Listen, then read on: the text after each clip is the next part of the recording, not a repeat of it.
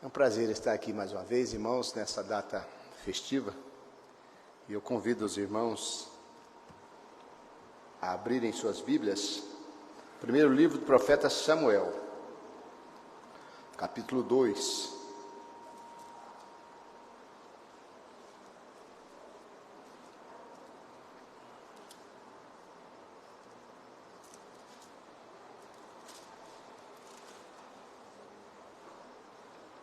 Primeiro livro do profeta Samuel, capítulo 2, leremos versículos 18 até versículo 21.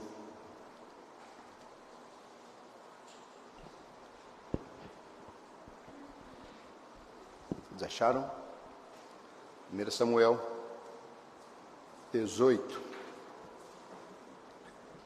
2, 18 e 21. Diz assim a palavra do Senhor: Samuel ministrava perante o Senhor, sendo ainda menino, vestido de uma estola sacerdotal de linho. Sua mãe lhe trazia uma túnica pequena, e de ano em ano lhe a trazia quando com seu marido subia a oferecer o sacrifício anual. Ele abençoava a Eucana e a sua mulher e dizia: o Senhor te dê filhos desta mulher, em lugar do filho que devolveu ao Senhor. E voltaram à sua casa. Abençoou, pois, o Senhor a Ana, e ela concebeu, e teve 3 filhos e 2 filhas. E o jovem Samuel crescia diante do Senhor. Até aqui, vamos orar. Pai Santo, muito obrigado, porque a história está nas tuas mãos e somos teus servos, somos teus filhos e fazemos parte dessa história. Agradecemos, ó Pai, a história dessa igreja local que completa 30 anos de existência, pela tua misericórdia e graça. Agradecemos também os 506 anos da Reforma Protestante, quando, pela tua ação direta, pelos teus propósitos, servos teus, fiéis à tua palavra, voltaram, ó Pai, reconheceram a tua soberania e denunciaram os desvios de toda uma nação, de toda uma igreja, de todo um povo. Que hoje também, ó Pai, tenhamos esse mesmo destemor, a mesma unção, sejamos usados por Ti nesse tempo, a fim de que a Tua palavra e a Tua vontade prevaleçam. Em nome de Jesus. Amém, Pai Santo. Irmãos, 30 anos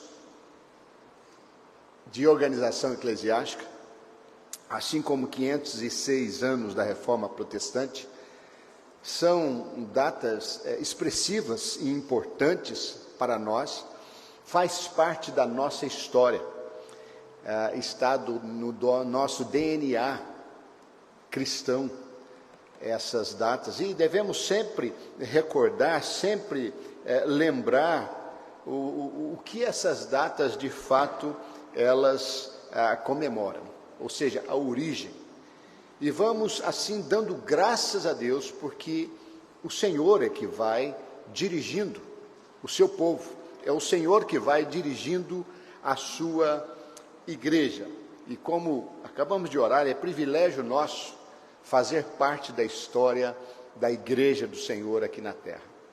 E imagino que quando nós lá no céu chegarmos, vamos ter muita história para contar com os nossos irmãos. Irmãos que viveram no nosso tempo. Irmãos que viveram num tempo remoto. Quem sabe na Reforma Protestante, irmãos que viveram aqui lá no início, nos dias de Abraão, nos dias de Moisés, nos dias de Davi. Seremos, então, um só povo. Mas, olhando para esse texto, irmãos, pensando nessa data, nessas comemorações, nós queremos dizer aqui, nessa manhã, que Deus é fiel. E importa que o sirvamos com fidelidade. Deus é fiel e importa que cada um de nós servos dele, o sirvamos com fidelidade. Esse texto, ou todo o contexto do livro de Samuel, está naquele período de transição dos juízes para os reis. Samuel é o último dos juízes que dirige o povo, e depois o próprio povo pede um rei, e Deus então diz a Samuel que o povo não estava rejeitando a ele, mas ao próprio Deus, sendo que o próprio Deus era o rei do seu povo. Mas havia propósito de Deus em todas essas coisas. Por isso, Samuel é como que um marco na história de Israel, na história do povo de Deus. E diante dessa afirmação que fizemos, que Deus é fiel e importa que o sirvamos com fidelidade, irmãos, queremos tirar desse texto alguns fatos que nos levam a tal afirmação. E o primeiro fato é que o Senhor cumpre os seus propósitos ao longo da história. Ao longo da nossa história, de 30 anos, ao longo do povo de Deus, de uma maneira geral, da reforma protestante, Deus sempre é o autor e o Senhor da história. Se não, vejamos, o próprio nascimento de Samuel é um nascimento miraculoso. E se você, como eu, foi criado na escola dominical, você já ouviu tantas vezes a história do nascimento de Samuel. Sua mãe, Ana, era estéril e diz o texto aqui no primeiro capítulo deste livro, que quando Eucana, seu esposo, subia a Silo para adorar, ou Siló, onde havia ali então o tabernáculo, estava a Arca da Aliança, então subia toda a família. E Eucana tinha duas esposas, Ana e Penina. Penina tinha filhos, Ana não, era estéril. E ela sofria por isso, porque Penina zombava dela, caçoava dela. E não só isso, irmãos, mas uma mulher estéril no contexto judaico era um símbolo de maldição. E ela carregava então essa situação e chorava diante de Deus e orava, chegando ao ponto de um dia estar no tabernáculo, orando, chorando, derramando seu coração diante do Senhor, a ponto de o profeta, o sacerdote Eli, tê-la como uma mulher embriagada. E ela diz: não, meu senhor, o meu coração está atribulado. Não tenha a tua serva como filha de Belial, mas eu oro, eu derramo o meu coração diante do Senhor. E quando vemos aqui, no versículo 18, que Samuel ministrava perante o Senhor, sendo ainda menino, vestido de uma estola sacerdotal de linho, nós vemos a soberania do Senhor nos seus propósitos. Samuel é o fruto da oração de Ana, daquela mulher que era estéril. E agora Ana, como que cumprindo os seus votos, ela leva Samuel para servir na casa do Senhor. Esse foi o voto que ela fez. Por isso, irmãos, precisamos olhar para o texto e ver que Deus é quem está agindo na vida dessa família, Deus que está agindo na vida do seu povo por meio dessa casa, por meio dessa mulher, por meio de Samuel. A vontade soberana do Senhor estava prevalecendo naquela casa, no seu povo, com um propósito específico dentro de Israel, para abençoar o seu povo. Portanto, quando olhamos nesse texto, constatamos que os decretos do Deus soberano, o Deus da história, são aplicados na vida de Samuel e de todo o povo. E ao longo da nossa história de 30 anos aqui, nós podemos também verificar os decretos de Deus cumprindo na nossa história. Cada um de nós aqui somos frutos do amor de Deus, e o Senhor nos trouxe de vários lugares, de várias situações, a fim de formarmos essa igreja local. Não é à toa. Isso está dentro de um propósito soberano do Deus que faz todas as coisas conforme a sua história. A palavra diz, através do profeta Isaías, Deus falando: agindo eu, quem impedirá? Quando Deus tem propósito para o seu povo, quando Deus tem propósitos para a sua igreja, não há nada, não há ninguém que possa mudar a vontade do Senhor. Se está dentro dos decretos soberanos de Deus, que Samuel seria sacerdote, que seria profeta ali em Israel, então isso aconteceria, ainda que sua mãe fosse estéril. Portanto, irmãos, vemos aqui Deus agindo conforme o seu querer, conforme a sua vontade. Paulo, escrevendo aos Efésios, diz que o nosso Deus, Ele é o Deus que é sobre todos, é o Deus que age em todos, fazendo com que nós cumpramos os seus decretos para o seu povo, para a sua igreja. E aqui nós fazemos isso servindo ao Senhor. Reverendo Hernandes, comentando o livro de Apocalipse, ele escreveu um livro chamado O Futuro Chegou. E nesse comentário, ele traz algumas verdades, ele dispõe sobre a certeza de que Jesus tem total controle sobre sua igreja. Mas ele diz ali naquele livro que, além do Senhor ter controle na sua igreja, Jesus tem total controle da história.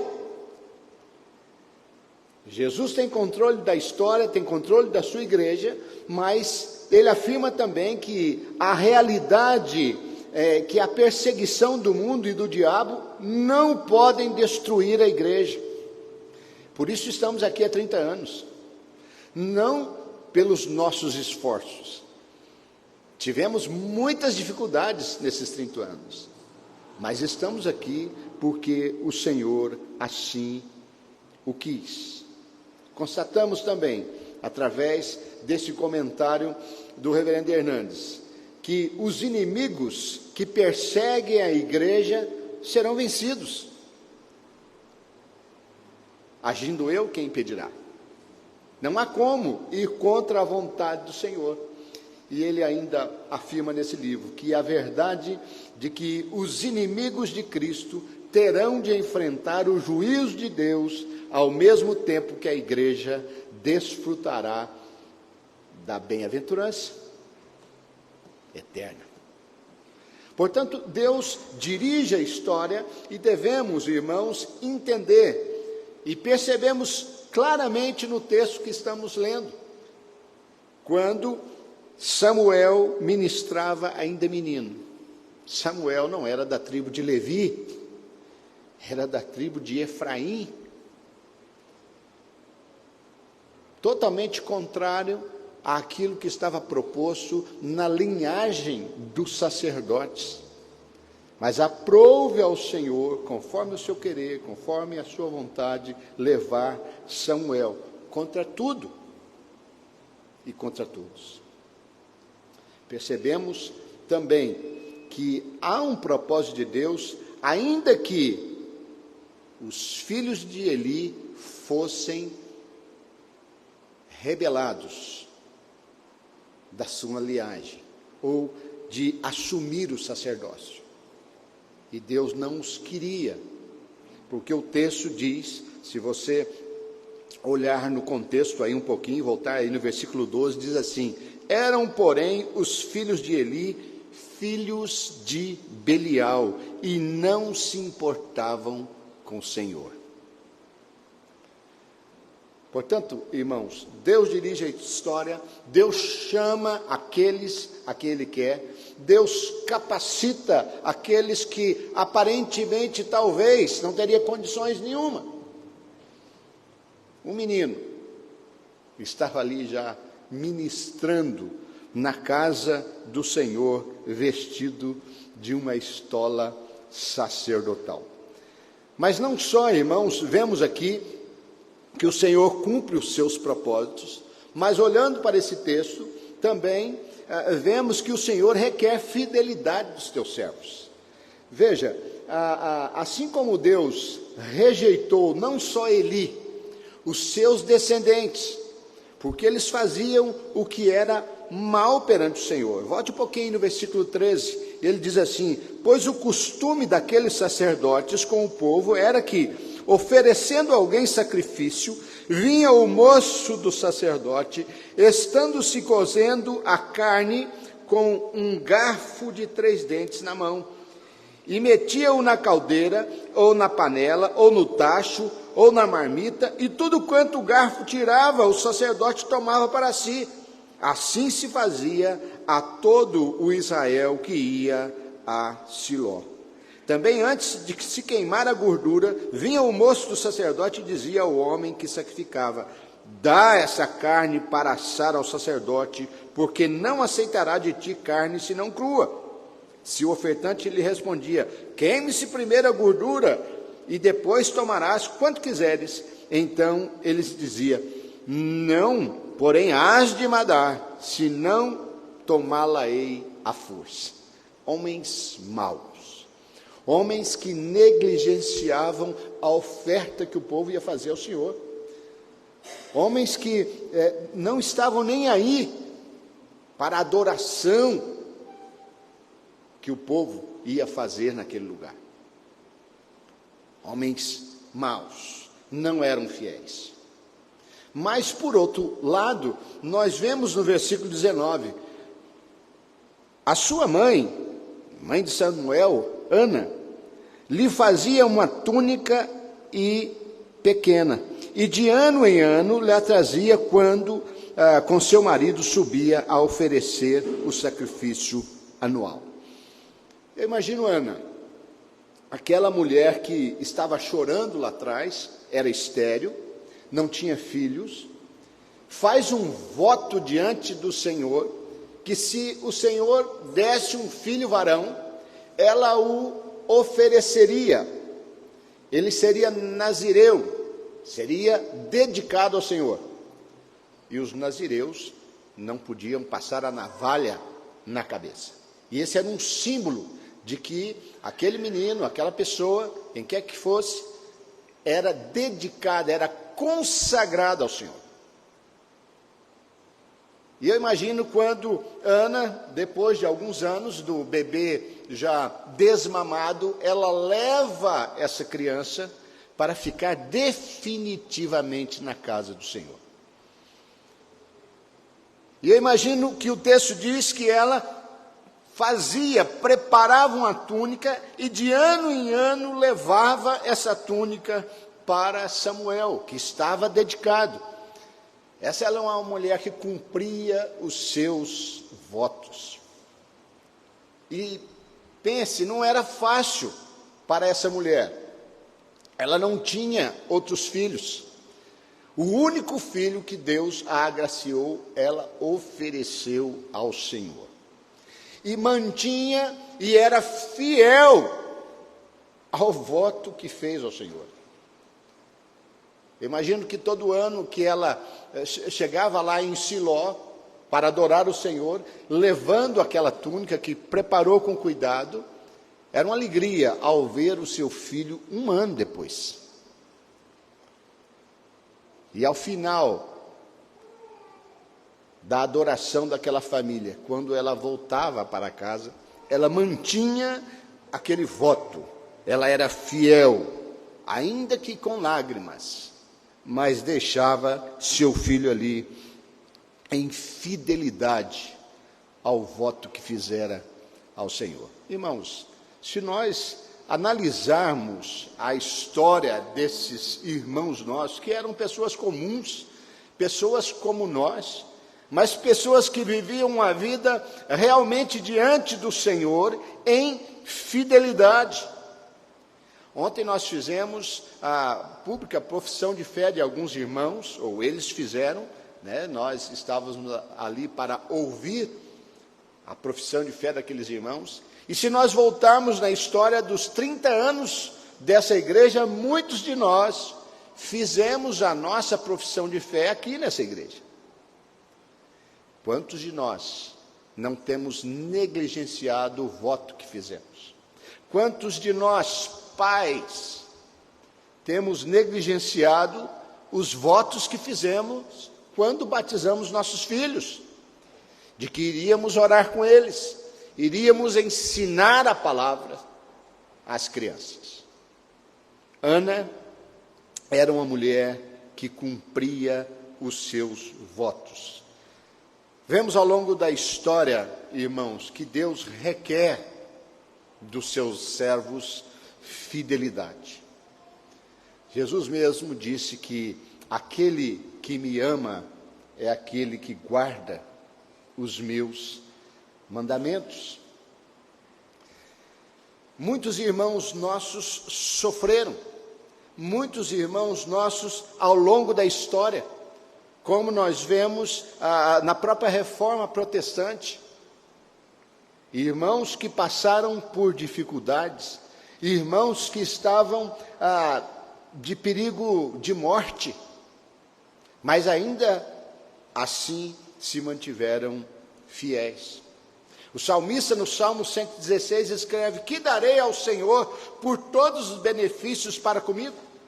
Tomarei o cálice da salvação e invocarei o nome do Senhor, e cumprirei os meus votos ao Senhor na presença de todo o povo. Ana era uma mulher que fazia isso, cumpria os votos diante do Senhor e diante de todo o povo. Era público e notório. Todos sabiam da história de Samuel, sobretudo o sacerdote Eli, que acompanhou toda a sua trama, que acompanhou toda a sua dificuldade, todo o seu choro diante do Senhor. E ele era testemunha ocular de que aquela mulher se mantinha fiel diante do nosso Senhor. 30 anos de existência dessa igreja. É tempo, irmãos, de fazermos uma reavaliação da nossa caminhada cristã. E esses marcos são importantes nas nossas vidas. Quem sabe, hoje é um tempo de você fazer uma renovação dos seus votos diante do Senhor. Pedir perdão por não ter cumprido muitas vezes ao longo da história dessa igreja. E renovar esses votos diante do Senhor. Por isso, irmãos, Samuel, diz o texto, que crescia em estatura e no favor do Senhor. Veja lá no final do versículo 21. Samuel crescia em estatura e ele era também, não só a sua mãe, era fiel ao Senhor. Ao longo dos anos, crescendo dentro da casa do Senhor, ele ia aprendendo, primeiramente com a sua mãe, a ser fiel ao Senhor. Ao contrário, os filhos de Eli, diz o texto, que eles eram execráveis. Que triste palavra, irmãos. Capítulo 3, versículos 13. Se você der uma olhadinha lá, ele vai dizer isso. Porque já se lhe disse que julgarei a sua casa para sempre, pela iniquidade que ele bem conhecia, porque os seus filhos se fizeram execráveis. E Eli, diz o texto, não repreendeu seus filhos. Eu imagino Samuel. A mãe tinha em um ano uma oportunidade para instruir aquele menino.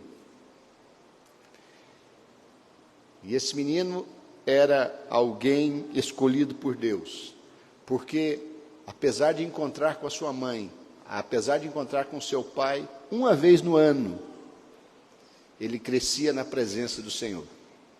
Já os filhos de Eli eram execráveis, eram desprezíveis diante de Deus. E no versículo 25 do capítulo 2, diz aí muito claramente que o Senhor, por isso, queria matá-los.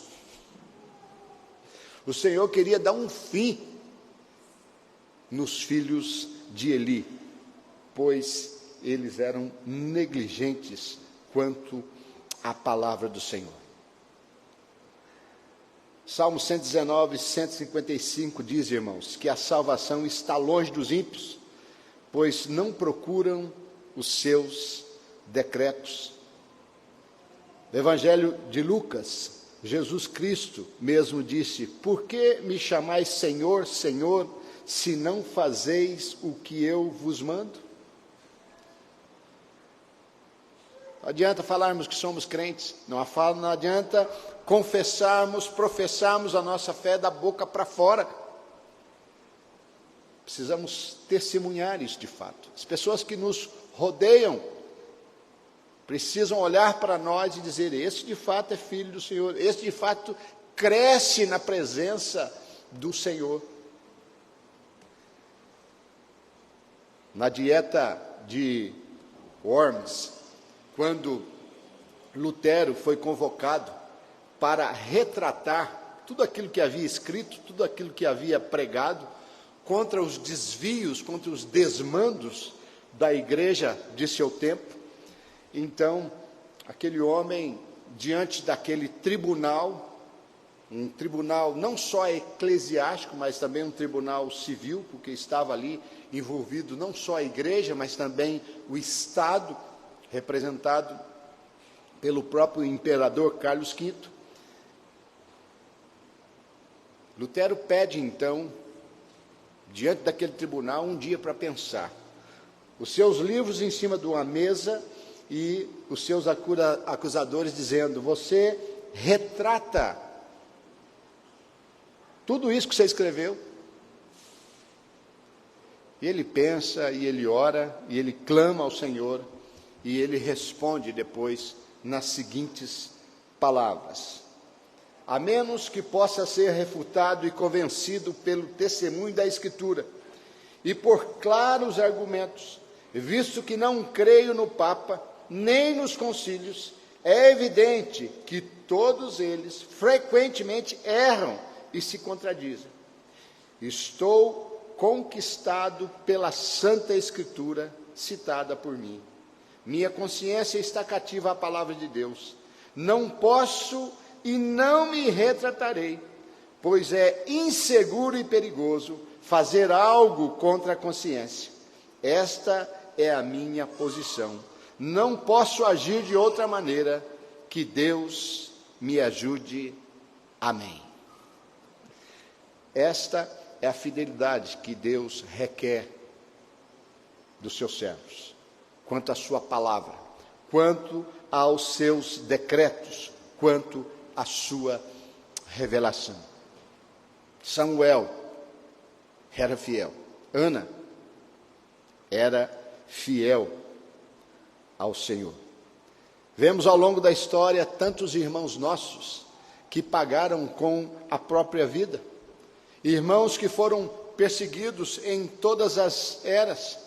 Lembramos do início da igreja, a perseguição dos judeus, a perseguição do Império Romano, onde irmãos nossos eram jogados no Coliseu de Roma para divertir o povo.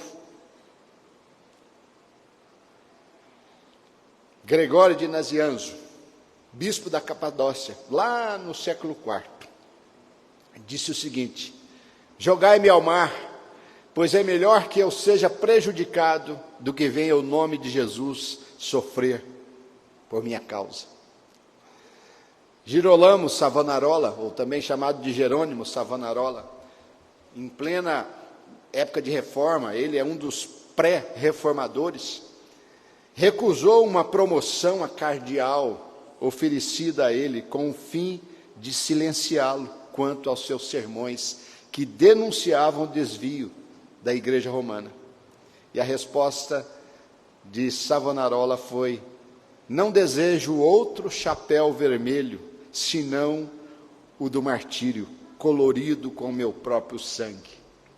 E em maio de 1498, Savonarola é queimado em praça pública.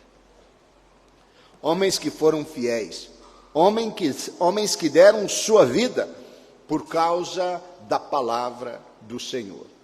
E hoje, irmãos, infelizmente, nós vemos tantos faturando, vendendo a palavra do Senhor por tão pouco, se vendendo por quase nada. Qual é, irmãos, a nossa posição no nosso tempo? Será que estamos dispostos, como tantos outros irmãos ao longo da história, a dar a nossa própria vida em prol do reino de Deus? Como tem sido o nosso testemunho na nossa vida cristã, aqui, na igreja local, lá na rua que você mora, na escola que você estuda, no seu local de trabalho? Será que as pessoas olham para você e também dizem, como a expressão do livro está falando de Samuel, que crescia diante do Senhor? É tempo, irmãos, de fazermos uma avaliação de nós mesmos quanto cristãos. Mas olhando ainda para esse texto, no verso 20 e 21, nós vemos que o Senhor abençoa os que permanecem fiéis. Diz assim o texto: Eli abençoava Eucana e a sua mulher e dizia: o Senhor te dê filhos dessa mulher, em lugar do filho que devolveu ao Senhor. E voltaram para sua casa. Abençoou, pois, o Senhor a Ana, e ela concebeu e teve 3 filhos e 2 filhas. E o jovem Samuel crescia na presença do Senhor. Deus abençoa o seu povo. Deus abençoa aqueles que permanecem fiéis à sua palavra, aos seus decretos, à sua vontade. As bênçãos, irmãos, pela fidelidade ao Senhor. Deus abençoou abundantemente essa casa, essa família, essa mulher. Lembrem-se que ela era aquela estéril, que chorava diante do Senhor para ter um filho. E depois, na oração de Ana, depois você pode ler em casa, nós lemos ontem, lá na nossa liturgia do culto, que fizemos em adoração ao Nosso Senhor, capítulo 2, no início, é essa oração dessa mulher fiel. A oração de alguém que reconhece quem é o seu Deus. É uma oração que nós devemos olhar e aprender como engrandecer o nosso Deus, reconhecendo quem Ele é, o seu poder, a sua glória, a sua majestade. E o Senhor, irmãos, nos abençoa quando nós permanecemos fiéis a Ele, às suas promessas, à sua bendita palavra. É interessante que é o próprio Eli que pede bênçãos para a casa de Ana. Ele que não pôde nem abençoar os seus próprios filhos.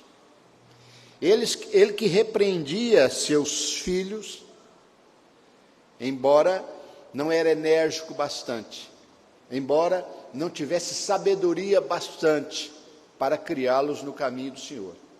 Mas ele mesmo reconhece a fidelidade de Ana, a fidelidade de Samuel, e roga ao Senhor bênçãos sobre essa casa. E Deus abençoa. De modo que aquela mulher que era estéril tem mais outros filhos e leva uma vida de uma família abençoada por Deus. Temos desfrutado, sim, irmãos, também das bênçãos do Senhor ao longo desses 30 anos. Nós que estamos aqui, vimos muitas vezes Deus agindo no meio do seu povo desse lugar. E podemos dizer, irmãos, vale a pena servir o Senhor. Vale a pena ser fiel ao Senhor, até em meio às dificuldades. Interessante que o contrário também é verdadeiro. Quando nós não somos fiéis, as consequências também vêm. Quando o povo de Deus entra na terra prometida, há uma proposta do Senhor em ensiná-los.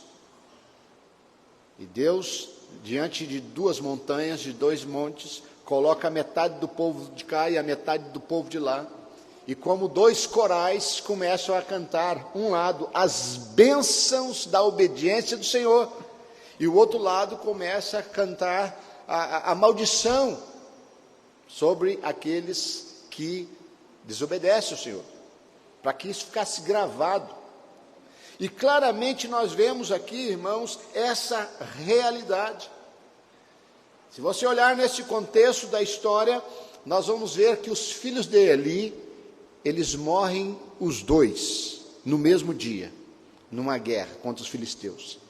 Guerra esta que, por não terem a intimidade com o Senhor, por não serem fiéis ao Senhor, sabendo que o Senhor não estava com eles, eles tomam a arca do Senhor e levam para a guerra, pensando que a arca do Senhor iria lhes dar vitória.